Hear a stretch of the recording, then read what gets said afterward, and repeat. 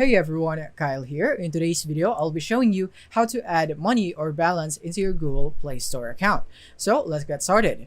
So the first method is by redeeming a code. So click here on your profile on the top right and click on payments and subscriptions and click on redeem code. And from here, you would need to enter the code of your gift card, or you can just scan the gift card if you don't want to type it. So yes, this is the main way that you would be able to add money or balance into your Google Play Store account. So now if you don't want to use this method, then I have another method for you, which is by going into Google Pay. So you want to install Google Pay into your device. But in my case, as you can see right here, this app doesn't work for my device. That would mean that I wouldn't be able to do this method.